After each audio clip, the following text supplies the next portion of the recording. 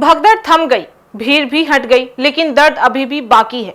नालंदा हादसा के घायल अब एक नया सवाल पूछ रहे हैं। जब सरकार ने मदद का वादा किया था तो अब तक इलाज और मुआवजा क्यों नहीं मिल रहा है।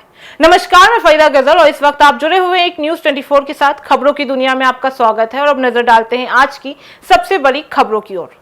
देखिए, नालंदा में हुई भगदड़ के बाद कई लोग घायल हुए थे। उस वक्त प्रशासन और सरकार की ओर से मुआवजा और मुफ्त इलाज का भरोसा भी दिलाया गया था, लेकिन अब कई घायलों का आरोप है कि ना तो उन्हें पूरा इलाज मिला है और ना ही तय मुआवजा मिला है। कुछ लोगों का कहना है कि उन्हें अपने इलाज के लिए जेब से हजारों रुपए खर्च भी करने पड़े हैं।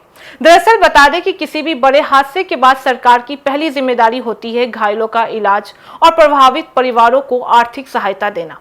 नालंदा भगदड़ के बाद भी यही ऐलान किया गया था कि घायलों का इलाज सरकारी खर्च पर किया जाएगा और गंभीर रूप से घायल लोगों को मुआवजा भी दिया जाएगा।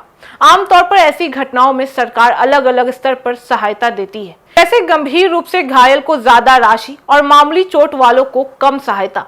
यह रकम राज्य सरकार तय भी करती है, जो कई मामलों में लाखों रुपए तक की भी हो सकती है।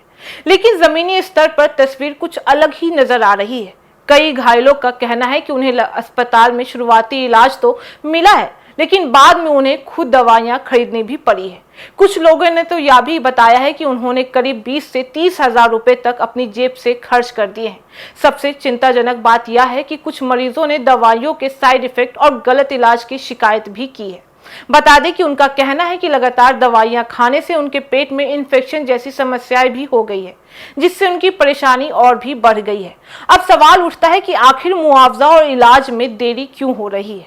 क्या इसके पीछे कई कारण हो सकते हैं। पहला, प्रशासनिक प्रक्रिया। मुआवजा देने से पहले घायलों की पहचान, मेडिकल रिपोर्ट और दस्तावेजों की जांच होती है, जिसमें समय भी लग सकता है।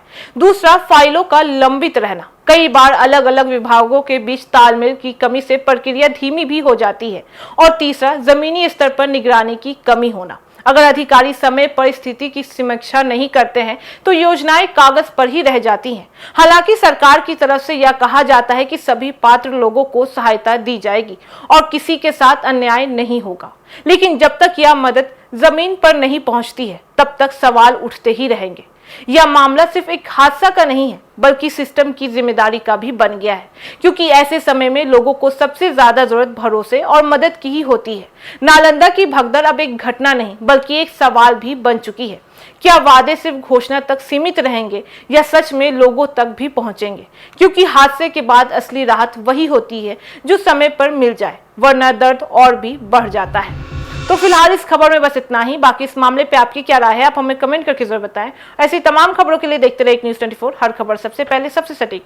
वीडियो को लाइक करें, शेयर करें और चैनल को सब्सक्राइब करना ना भूलें। धन्यवाद।